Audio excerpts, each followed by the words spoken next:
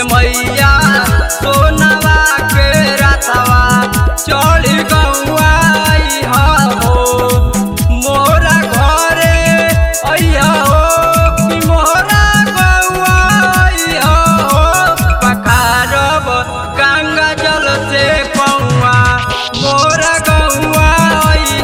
हो ये मैया सोनवा के रथवा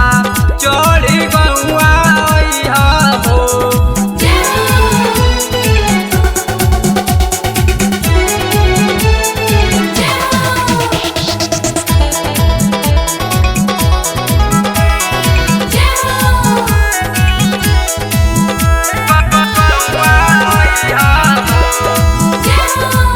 निमिया गछिया झुलवा लगाई खियाई बिछपन भोग हो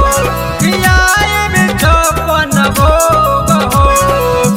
होई दर्शन भगिया जागी मिट्टी कलश सब रोग हो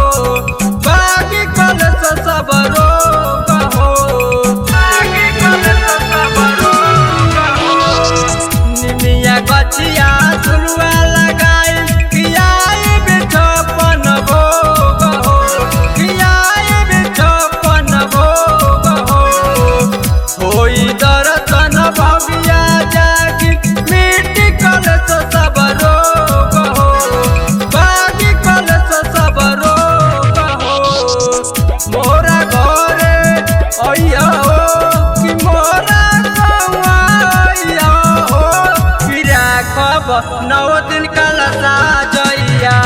मोरा गौआ हो ये मैया सोनवा के रथवा चढ़ी गौआ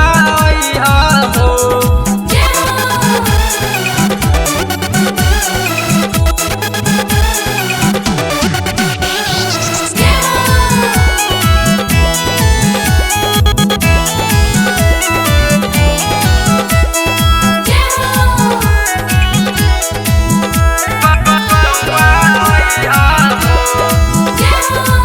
सातो बहिना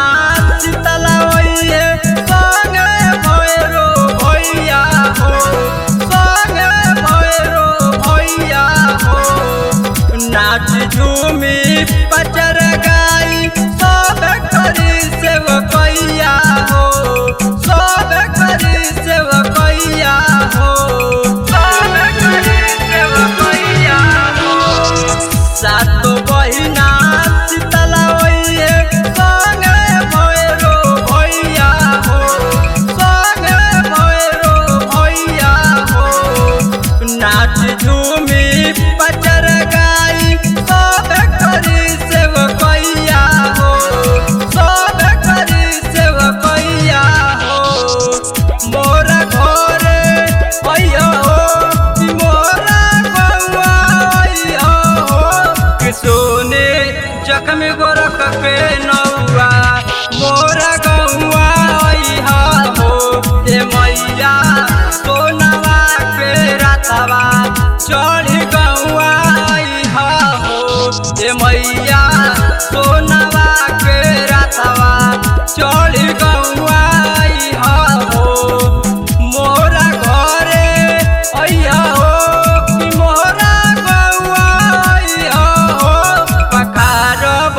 गंगा जल से पौआ मोरा गौआ हो ये मैया